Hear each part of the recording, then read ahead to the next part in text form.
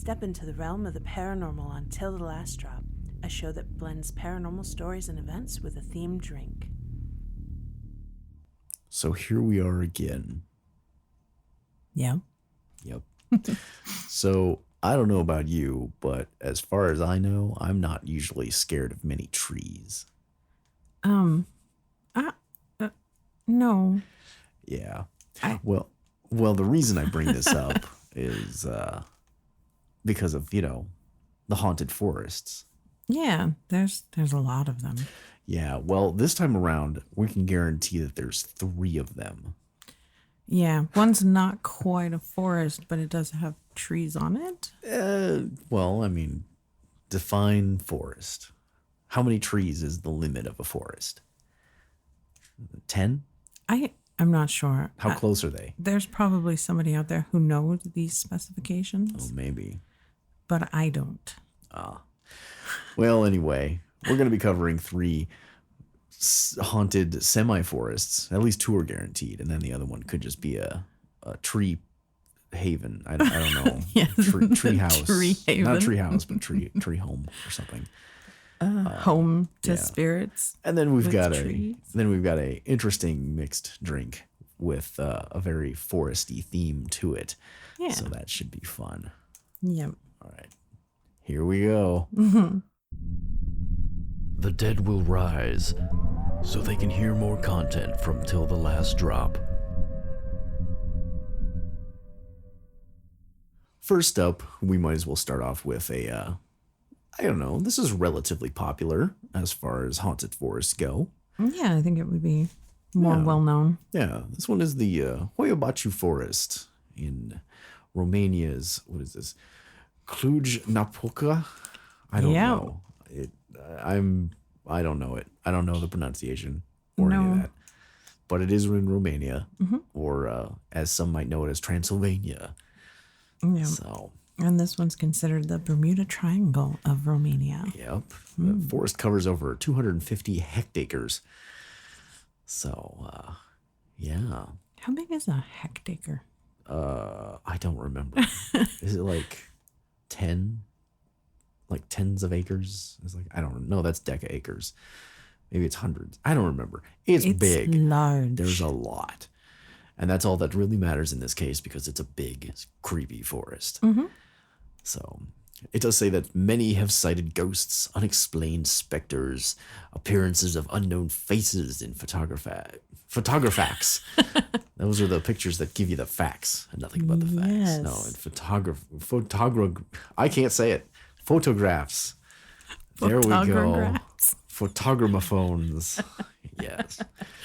And UFO pictures? sightings. Yes. In pictures. Yes. The ones that don't move. And UFO sightings caught in action in the 1970s.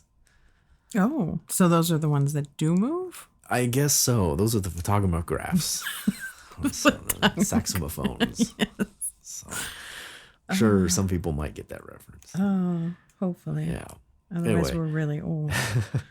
Well, it is just a part of pop culture. But anyway, people who visited the forest reportedly say that they have dealt with a feeling as if someone was constantly watching them and having intense feelings of anxiety.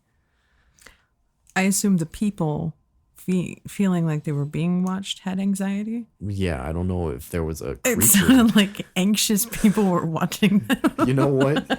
You never know. It could be that's how it is now. Somebody is watching me, and clearly they need some benzos because they are very anxious. There's a very anxious bear up a tree watching someone. He's just like, oh, I hope he leaves. Assuming that's what a bear sounds like, an anxious bear. Yes. So. Yes, I can confirm that that's what an anxious bear sounds like. Apparently, the forest got its name from a herdsman. I guess his name was Hoia Baciu. I could be wrong, but that's what it looks like. Okay. He vanished in the woods with a flock of 200 sheep. Now, I guess that since he disappeared with the sheep, it's not a big loss, because if he just lost the 200 sheep, then that would be a big problem. But if he also disappeared, then he didn't lose anything out of it. Well, But the world lost him and his sheep. Oh, yeah, but okay. That's a pretty big thing, though. Like, well, yeah. It's one thing if you lose a couple sheep. It's one thing if somebody goes missing. Again, it's tragic, but Yeah. a person and 200 sheep, poof, gone. Oh, yeah. That's a pretty big deal. Yeah, and like this may be related to that, but people living near the area, they don't enter the forest due to the paranormal activity and the mysterious stories and legends that were created by some people. They firmly believe that you won't come out of the forest once you enter. So, but then again, that kind of thing kind of goes back to just generalized human life, I guess. I was like, you go into the forest alone and there's a good chance that you're not coming back out. I mean, if you don't know anything about forests or yeah. survival or hiking. Well, just in general, I mean, like natural survivability of people is like rather be safe to stick together than to go out into the forest alone. Yeah. I guess there's also another local legend that says that a young girl disappeared into the forest and then 5 years later she reappeared, but she was unable to remember where she had been for 5 years. Wasn't that one that also she didn't age or something too, or something like that? I'm not sure. I didn't find any more about it, but that was my question. Huh. I was wondering if she came out exactly as she went in, or if she came out and she was 5 years older, she just has no memory of what happened. Either way, it's unsettling. Yeah. I mean, who knows? Maybe that's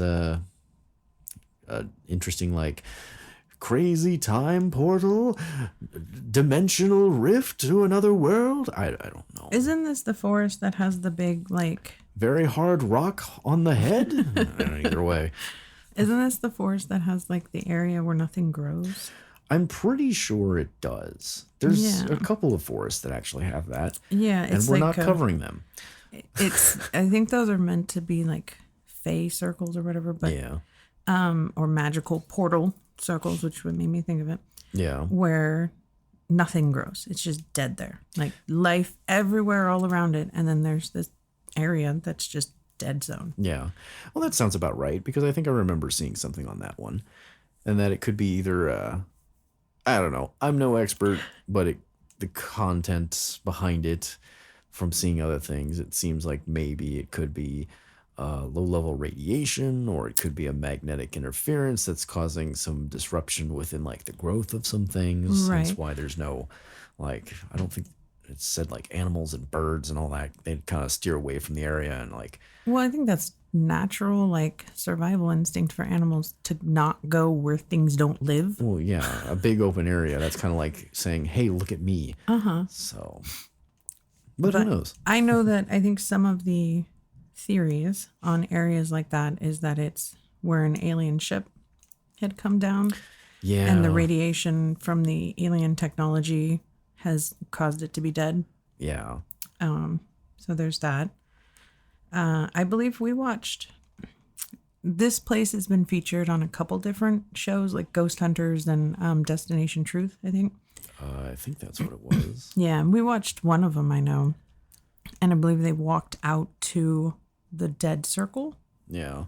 And had some crazy encounters that, of course, were not caught on camera. No, of course not. So they seemed genuinely upset about whatever happened to them. It's just a group of people scaring themselves in the woods. I mean, it happens all the time, but not everybody documents it. I've gone into like spooky locations and freaked myself out. I mean, I've been at home and heard a weird noise and it scared me, and it was just like the refrigerator. You know, that kind of stuff happens. Yeah. I think when you're already in a heightened frame of, you know, being and mindset, you already are hyped up to the possibility that something could happen. Oh, yeah. Any little thing in your brain is going to be, oh, ghosts, aliens, you know. Yeah. Oh, yeah, the Destination Truth thing. They found a collection of bones that were later identified as goat bones and chicken bones. Oh. I guess it also says like it raised the questions of who could have consumed these leftovers. It's like probably somebody who was hungry. Maybe a goat or a chicken was there, and maybe a predatory animal like got them and left the bones. I mean, come on, they're bones. Right. Everything they're bones has bones in a for the most forest. part. They weren't human. They're not forest bones. It's so what, twigs? Tree bones. I'm like, Yeah. is the twig a forest bone? There were lots of those. Why haven't we heard about those? That I feel like when they're in spooky places, they're like, the bones of a goat and a chicken. This must have been a sacrifice. And, there was a demonic portal opening in this very spot when really it was just Joe having his lunch out under the trees. There's like, oh, these chicken bones here, they must be part of a sacrifice. What's that over there? Don't look at the KFC bucket. Right. It was sacrificing them to my stomach. It's like the production crew is like, some guy's still eating the mashed potatoes. Like, huh? Sacrifice chicken bones. It's like, hey, hand me another drumstick. Yep. We need more sacrificial bone piles. Eat faster. Yeah. Sometimes you have to wonder about some of that too. It's like, I don't know. I wouldn't say that bones are a good sign of paranormal. No. I would say that bones can be paranormal if they're used. I mean, for instance, hey, look at this guy. He's reading bones or something like that. Yeah. Okay, that's kind of paranormal.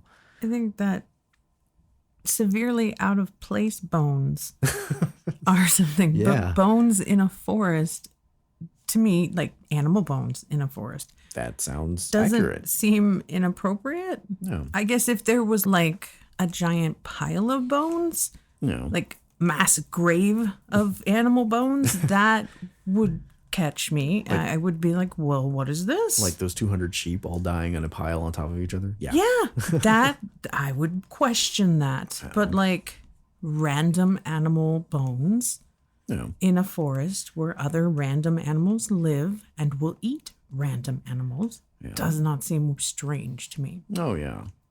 It's just, I don't know. It's standard forest goings on. Mm-hmm. So. Also, if they were like random animal bones that were, tied up into a pentagram and hung in a tree, that would also, that would catch me, Yeah. So one thing to note about Hoia Baciu Forest is that the forest does offer much more than just a dark thrill. I guess it's a nice recreation area, and locals and visitors take a break from the urban surroundings on the many biking and hiking paths that wind through the unusual trees. Well, that's good. Yeah. I mean, but what about the locals that don't want to go into it? Or are they the different locals? They just don't. They're the older locals that you can tell live in Romania.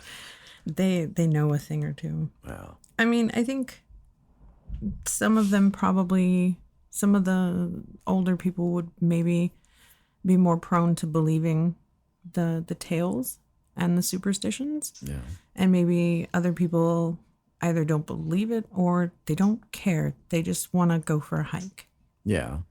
Well, I mean, that's part of it too. Like as far as like just how the forest is, it's like some of the trees are either bent or curved and all that. So, and nobody's too sure on why it causes it. So, and again, that could end up going like, say, radiation or magnetics or something like that. That's also causing like the bare spot in there too. So it could be part of all that. But you also think about the fact that like we have supposedly haunted areas around here, and those are the places I want to go for a hike. Yeah. So you have people who just like that sort of stuff and look for it. Yeah. So I guess that's the most of the Hoia Baciu. Or the Bermuda Triangle of Romania. Yep. Yeah. So, although it's not in Bermuda and it's not a triangle. It's of Romania. That's the most actually is the Bermuda Triangle of Transylvania. So technically all three of those are wrong because it's no longer known as Transylvania. It's not a triangle and it's not in Bermuda. So case closed. We have solved it, folks. There you go. Yeah. It's just improperly titled. Well, all right. I guess let's move on to the next one.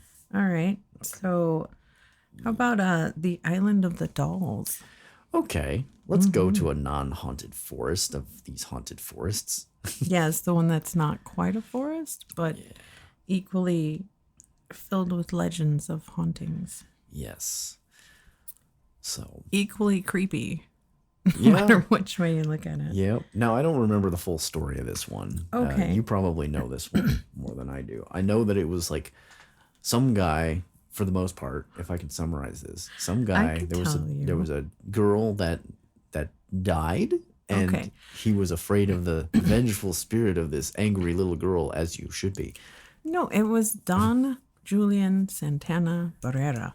Oh, a collector of names. He was, yes, and dolls. Oh, oh my. No, he was the caretaker of the island. And the story is that Julian found a little girl drowned in mysterious circumstances, and he wasn't able to save her life. She was already passed when he found her. And sometime shortly after, Julian saw a doll that was floating along the canals, and he thought it was most likely that the doll belonged to this little girl that had passed away. So he picked up the doll and he hung it in a tree as a way of showing respect and support to the spirit of the girl.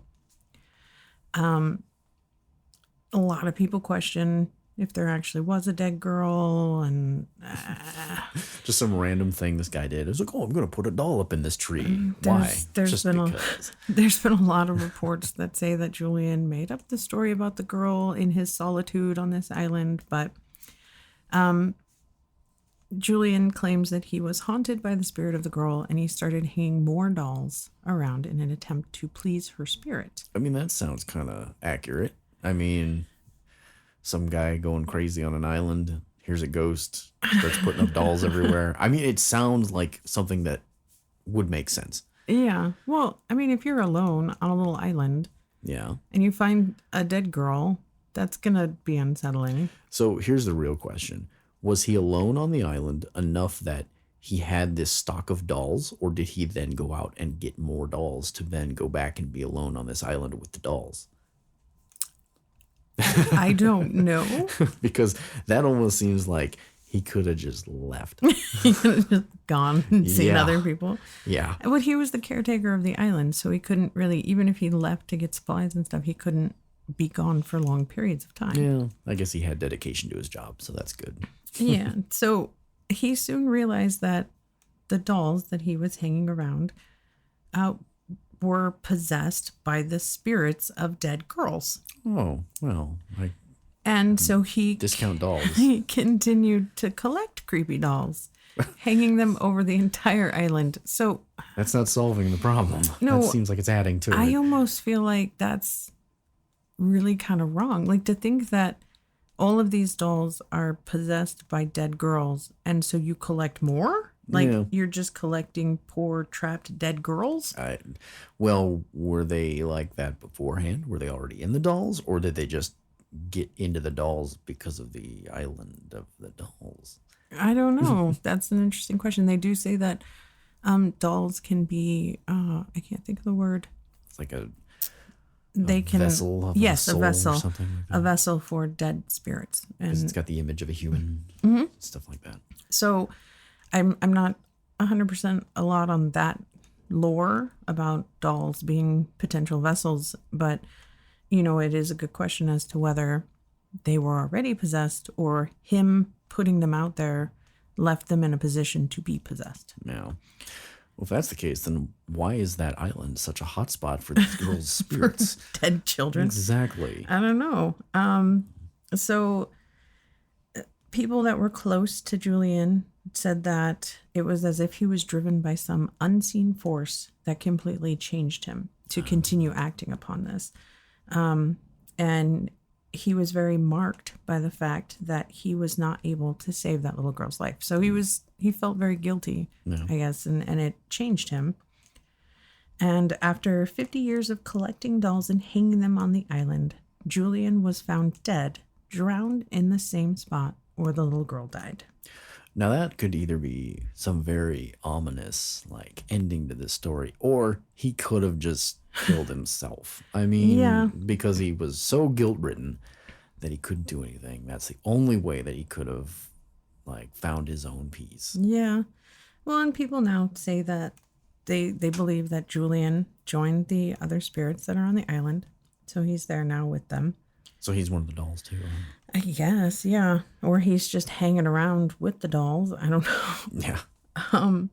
So the locals, they're very faithful that the island is a very charmed place. And after Julian's death, which was in 2001, it has become a tourist attraction where visitors bring more dolls. I mean, what a great way to upkeep the island by having a bunch of people on it all the time. Mm-hmm.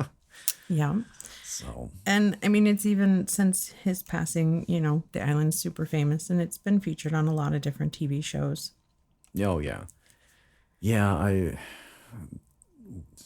too many. I mean, I'm sure you've seen it on lots of different things. Yeah, there's like various YouTubers have covered it. Ghost Adventures, which, oh boy. Yeah, I think Destination Truth might have gone there too. I'm not sure. Yeah. They did a lot of those places. Yeah. I prefer their investigations into places, I think. Yeah. Well, I mean, they approach it a little differently because as long as the main guy, like, if the main guy doesn't get any activity on his side, it's not like it hasn't ever happened or it's not important. So it's more like it's actually just a group of people rather than just like this one guy who's apparently the main guy and then like the others who mean absolutely nothing. So like even if something paranormal happens to him, it's like, oh man, that's crazy. I know I didn't feel it, but if you did, that's good for you. And a pat on the back is basically what it is. I know you're speaking specifically of one ghost person that you have the guy no respect for. Yeah, he was a guy who bought a house that was haunted and then he destroyed it because it was too haunted to have anybody else ever check it out. Yeah. After he made a movie in it. Yeah. That was very horribly faked. Yeah. You know that there's something up when somebody destroys the only proof or... doesn't let anybody else investigate it. Yeah. So... Yeah, no, that guy's...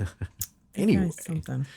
Without naming names, I think we'll continue this adventure of these haunted spirits or these spirit adventures that we're having right now. These locations. So I think it's an interesting place. I'm not a huge fan of dolls myself. I can see how just it would be unsettling in general to be there because even if nothing happens, there's the legends that surround it. Most people go, you know, at dusk or like evening. And it would kind of feel like you're being watched no matter where you are, even if it's just dolls, even if they're not possessed. There's little eyes all over that are just staring at you. Well, yeah, but they're plastic or glass. Yeah, but I don't know. I mean, there's I don't know. I'm trying to think of something that, Mr. Potato Head or something. I don't know. I'm trying to think of anything. It's like just because a potato, you put eyes on it, doesn't mean it's going to be looking at you. Of course, then again, potatoes have eyes. Potatoes have eyes. Yeah, they do. So, but they don't look at you. You don't get an uneasy feeling that like a potato is watching you from under the cupboard or something. I don't know. You don't. You never felt that potato stare? No. Oh, boy, you're missing out. No, but I don't know. I think part of it has to do with the different lore again about dolls being potential vessels. Yeah. And I mean, that's a big part of it. It has to be a big part of it. So the fact that maybe it's also part of the the uncanny valley effect, where it looks so close to human, but it's not. And so there's naturally that some people get a feeling of unease because of that. Unease, yes. Yes. Not to be confused with unease. Uh-huh. Anyway, I don't know. But no, like some dolls look creepy on their own. They don't have to have anything going on. They could just be sitting there. Just the way that they were created looks disturbing. Well, yeah, and that could just be because, it's a doll. Just make it look funny or something like that. And in reality, it's like, this looks like the spawn of Satan.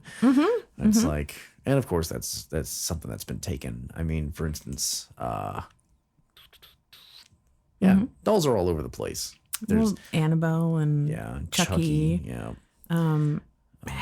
Was it Harold? I think that's the name of him. And the Purple Crayon? No. There's a little doll that's supposedly is cursed if you do certain things towards him. If you take his picture without asking, different things like he'll destroy your world. He was like that ventriloquist dummy, wasn't he? No, I think this is just a stuffed little boy doll. Okay. No.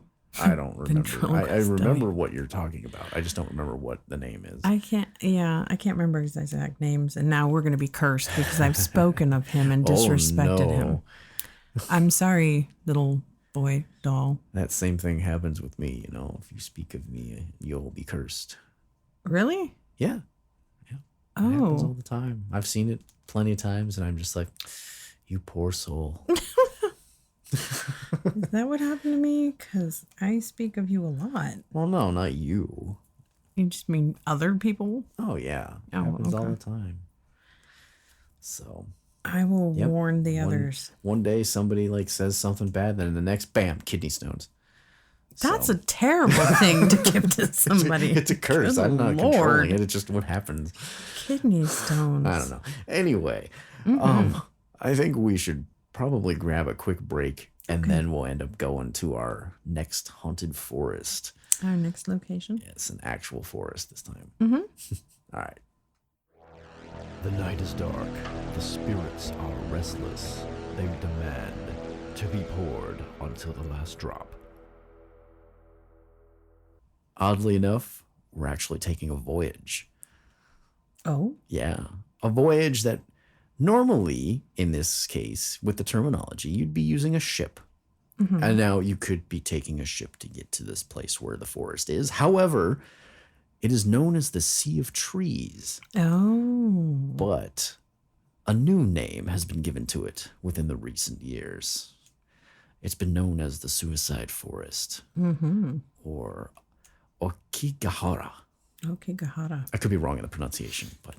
Yeah, we probably are. It's close enough. That's how I've heard it pronounced. Aokigarhara. Sounds... Anyway. Anywho, this forest at the foot of Mount Fuji has been known to have about 100 or so suicide victims every year. Mm-hmm. Now, of course, this number has increased, and in recent years, they haven't really released much of the data on it because they don't want people following in the deceased footsteps. Yeah. So they've done a lot. They've taken a lot of steps to try and keep people from going in there. Oh yeah. To end their lives.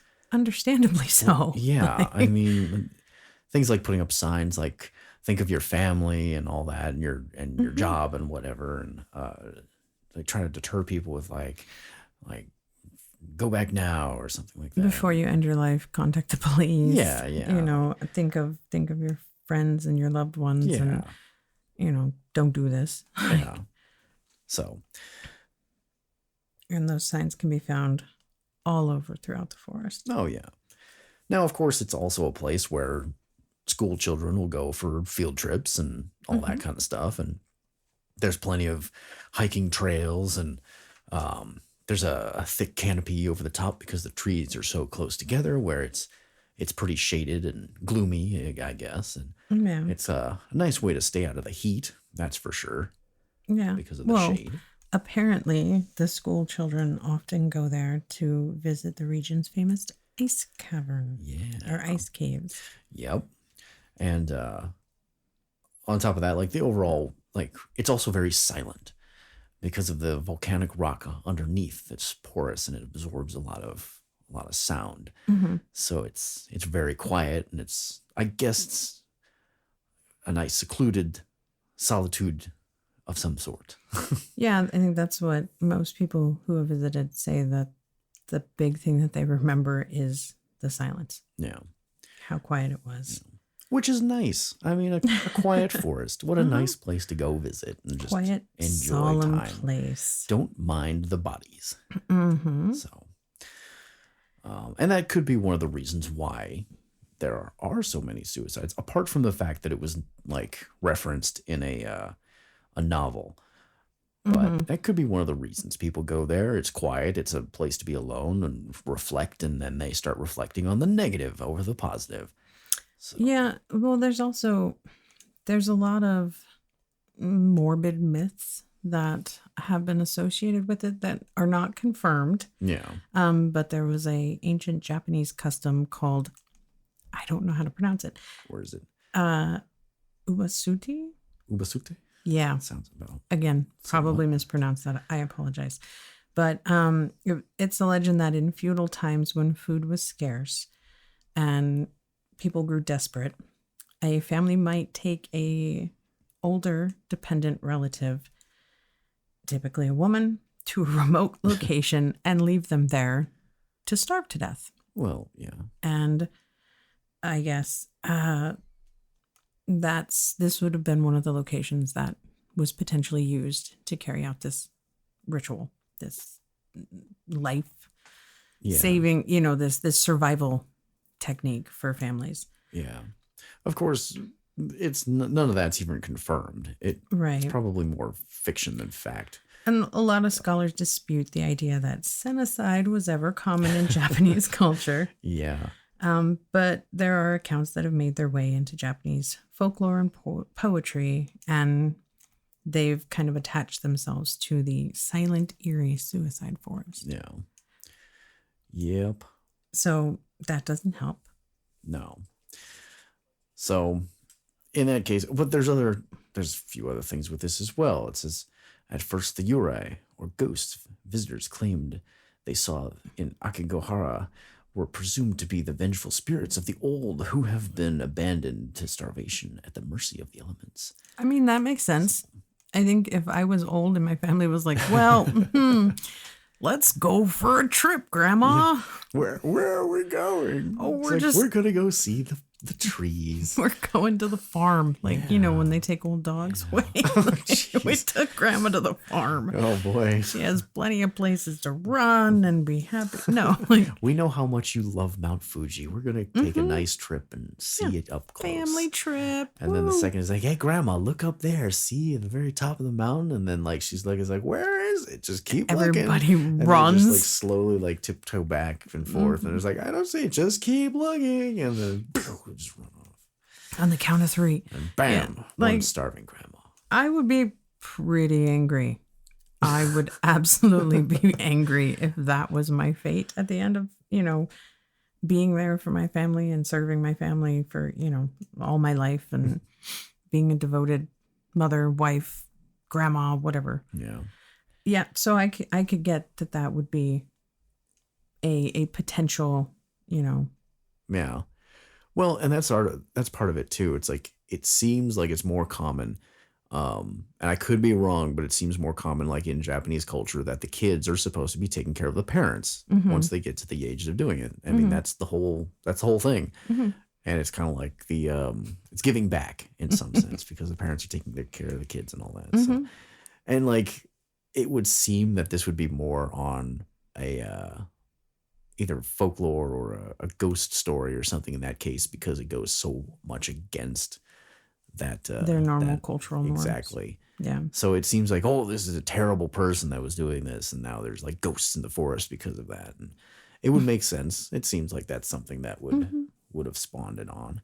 Yeah. So of course, then again, for the going back, I guess, to the suicide forest title and all that, many believe that there's a book to blame for the resurgence in the forest's macabre popularity. Yeah. In 1960, there was a famous novel. I believe it was Kuroi Jukai. I think that was it. It was translated as The Black Sea of Trees, where the story's lovers commit suicide in the forest. So, and maybe just out of one of those crazy romantic fictions come to life, people started thinking, I have to go kill myself in the forest. It's like the Romeo and Juliet complex. Oh, yeah, but I don't see people drinking poison all the time. No, but there's like murder, suicide there, whatever, Well, yeah. But, or like people read it and they're like, oh, this is such a tragically romantic tale and they really loved each other. So we must go follow in their footsteps. I don't get the logic, but that's the sign of a good writer. Mm-hmm. So Shakespeare has done good. And who is this guy? Seicho Matsumoto. Matsumoto. Yeah, Matsumoto. Yeah. So driving again, lovers to tragic ends. It must be a good since author. 1960. So, yeah. But, they even say that as early as the 1950s, tourists were reporting encountering decomposing bodies in Aokigarhara. Yeah. So they're not really sure what has been bringing the brokenhearted to the forest in the first place. Yeah. It could be the silence. I think that might be it. Yeah. So it's just, it's a nice quiet place. And Mount Fuji is seen as it's a national treasure. Mm-hmm. I mean, it's what makes Japan pretty much Japan. Like you know. Yeah. So, well, and it's, I don't know, I guess if you're dealing with a lot of internal noise, so to speak, yeah. That's driving you to the point where you're so desperate you want to take your life. Going someplace where it is quiet, I guess makes sense. So yeah, and it's out of the way. I know things that we've seen that talk about Aokigarhara, talk about how oftentimes they're off the beaten path. They're not right off the trail. And so it's like they're going someplace where they won't be found. They won't be stopped. Oh, yeah. And yeah. So the forest it's seen more suicides than any other location in the world. And what's interesting is like the only exception is apparently the Golden Gate Bridge. Mm-hmm. So apparently people are still trying to jump off that bridge. Which is sad. Yeah. PSA, don't kill yourself. Yeah. Like, don't jump off a bridge. Don't go into a forest. No, there's other seek ways. Help. Yeah. Find something. Find somebody. Talk to somebody. Life can be hard, but it's worth it. Yeah. Sorry. So, anyways, might as well get into this now because why not? There's only one suicide that is appropriate for that forest, and that would be the career suicide of Logan Paul. Which happened in that forest. Well, I don't know if it happened as well as it should have. No. This is mainly because he went into the forest looking to, I guess he was looking to like showcase the forest itself as this is a creepy place. I think he went in there looking for a dead body. Yeah. From the way that it comes off. Mm-hmm. Apparently he found one. He continued to film. He filmed the whole thing. Filmed the person, their remains. Yep. He filmed their face. Incredibly disrespectful. Yeah. Cold and callous. Yep. And he gave and when he actually got backlash from the community. You forgot to mention that in the background of this video. Oh, yeah. They're laughing. Yeah, laughing about and making jokes. And it's, oh, ha, ha, ha, look, we found a dead body. Yeah. Like, what the actual... Yeah. And then he posted it on YouTube. Oh, yeah. Mm-hmm. Of course you're going to get negative content behind that or comments behind it. Mm-hmm.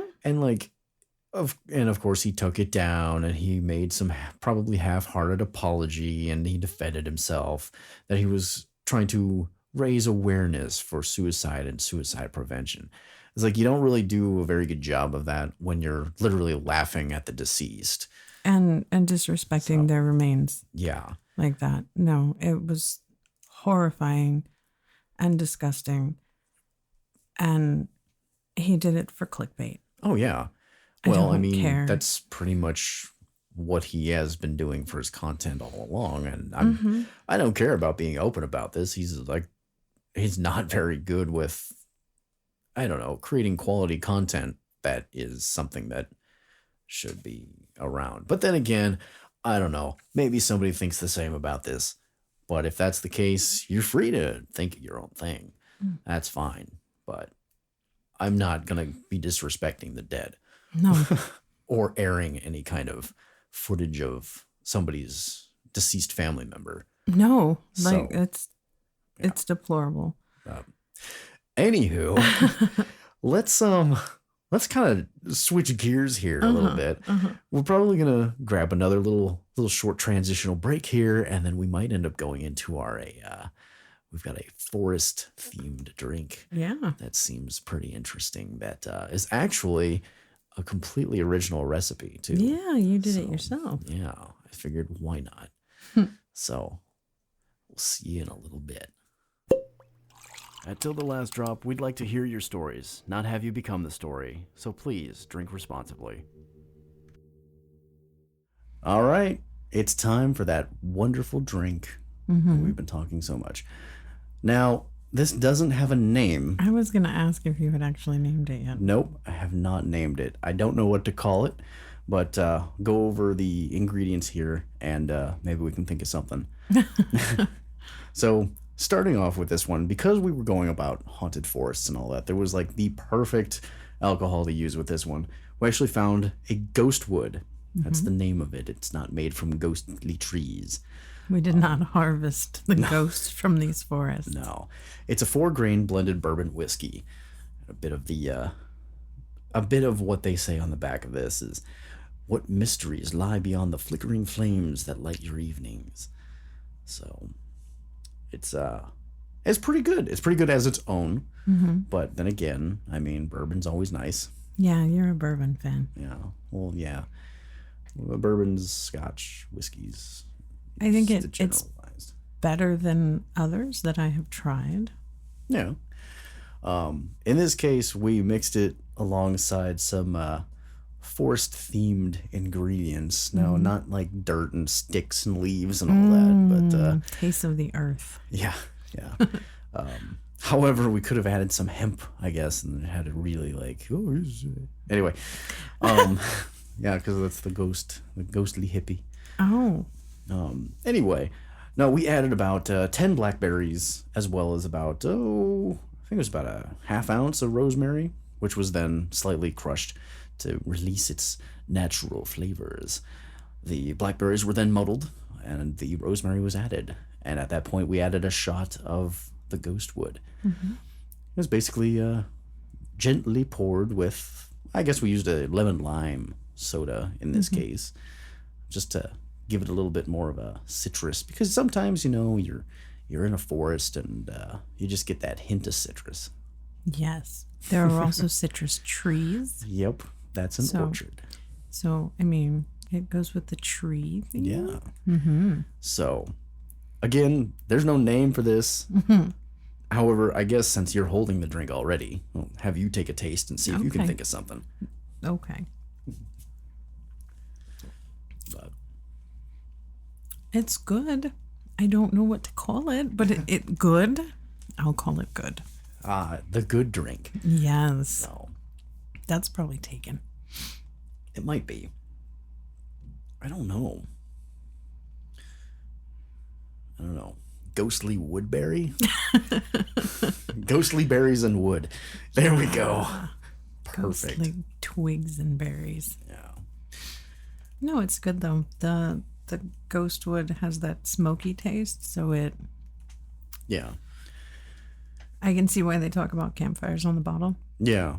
because it has the kind of smoky essence. Yeah. I'd love to go into more detail of the whiskey itself. However, I'm not going to. There was a big promotion about it, like I think where we bought it from or however. I saw it up a lot on a lot of the online sites kind of promoting it, like buy a 6-pack or something of them. Oh, really? Yeah. And these are 750 milliliters, so a 6-pack of those. That's a lot. It is pretty good, so I can understand that like you might want to stock up on it and all that, especially with summer and all that, and starting up a large campfire and breaking open a Everybody bottle of gets a whiskey. bottle. Yep, and then you put up that fence around the fire. Yeah, because otherwise there's going to be accidents. Yeah. You don't want to cook Dave over an open fire. No. Besides, like, chances are you may not be able to make this drink if you're around a campfire. I mean, you might, I'm not gonna like put it might past anybody. I mean, bring your mortar and pestle out there, and I've seen videos where like guys are out in the middle of the woods making complex meals. So could probably throw this together too. Yeah, but I mean, it's got a nice sweetness with the berries in there. It's got like that I don't know how else to describe it other than that rosemary flavor. I mean, most people are gonna know what rosemary tastes like. This is a little subdued because of the rosemary doesn't come out as much to me. But it's I can still pick it up and it's still there. Now we used like a pre-dried rosemary, and maybe a fresh might help a little bit with that. It's either that or if we just get like a rosemary oil or something, and kind of add a little bit in there, that might change it up a little bit. As long as it's food grade. Well, yeah. Well, there's a lot of oils out there that aren't food grade that people still do things with. So if you're going to get an oil, make sure that it's food grade and it is edible. Yeah.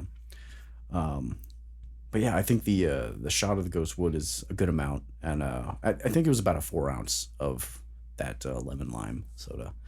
So it kind of balances. It's a nice little individual drink there. And still don't know about the name. No. So I have to think about that. Yeah, well, we got to think about it now. This needs a name now. The people need to know. I'm sorry. Maybe we'll think of something by the time we post the beautiful picture that you took of it to our website. Maybe. What's our website again? Oh, it's tillthelastdrop.com. Oh, and what else would people find there besides a picture of this beautiful drink? Well, you can find some updates on how we've been going about on there. There's the pictures of various episodes. There's, of course, the episodes themselves. Yeah. Which you can either listen to straight from that, or if you're one of those, I don't know, people who go about listening to podcasts like anybody else, we're also on Apple Podcasts, Spotify, Stitcher, iHeartRadio, most of the podcast places. So, yep. Just do a search. Yeah. You'll find us. Yep. Yeah, I don't know. I think ghost berries could be fun. Ghost berries? Ghost berries. Here, do you want some more? I guess. Since I'm just sitting back here sipping it. Yep. Get a nice swig of them ghost berries. That doesn't sound right. Rosy ghost berries. Oh. Perfect. That's worse. On so many levels. It's nice because that's the color. It's nice, like, because those blackberries kind of give it a nice red, a darker red, and the rosemary gives it that rose name, and then obviously like ghosty from the Ghostwood, so rosy ghost berries. Yep, I think we have a winner. That's the name of your drink. Yep. So go ahead and get a nice good taste of them. Rosy ghost berries. Rosy ghost berries. Yeah. Oh, I don't know how many people want to put rosy ghost berries in their mouth. You know what? Probably more people than you think. But with the flavor of it, you gotta love the taste of those rosy ghost berries. No, it is good. Yeah. You did good. Yeah. Yeah. So, is that the actual first drink that we have made for this podcast? That's the first mixed drink of that type. I mean, I made the cocoa. Yeah. And I used my own cocoa recipe. Yeah, but was that an original like drink recipe though? I mean, people have been putting liquor in cocoa. Yeah. For a long time. Well, yeah. But it was kids want hot chocolate. Okay, get the bourbon. Yep. But I mean, it was my cocoa recipe. Yeah. That we mixed various alcohols in. Yeah. But no, it wasn't a fully created mixed drink. I think this might be it. This might be the, I don't know, let's say the flagship of Till the Last Drop alcohol. Yep. So, you did it. Yay. Peak right there. Yep. All right, we can stop. No, this is it. We've reached the pinnacle. We got to stop on a success. No, but we will post the recipe too. So. Yeah. And pictures. Yeah. So I think that might be it for now. Yeah. So, yeah. Again, you can listen to us on tillthelastdrop.com, iHeartRadio, Apple Podcasts, most other places. Honestly, I'm not even sure where all we're at right now. Just because, I mean, it seems like some places just grab your stuff and put it up there. Yeah. But either way, We're also on Facebook if you want to give us a message or something like that. If you have Yep. any ideas for us or something you want to share. Or follow us for any news. Yep. Yeah. So I know it's been a bit of time since we've posted, and there's been a lot going on, unfortunately. Yeah. So it's- life keeps going no matter what. Yep, it's kind of delayed the production side of things. But we're still here. Yeah, but with any luck, we'll be hopefully getting to a little bit more of a regular schedule. Yeah. So let this be stamped forever into the time frame of when this episode is uploaded. Yeah. That Years from now, when there's, 12 seasons and somebody's listening for the first time, they're like, what? what are they talking about? What happened? And then, Lots of things, and we'll never tell you. Exactly. You have It'll to be a mystery there. forever. Yeah, but I will tell you to try those rosy ghost berries. Yes. All right. Thanks for sticking with us until the last drop. Bye. Thank you for listening till the last drop. For more paranormal experiences served up with a themed drink, check us out wherever you listen to podcasts.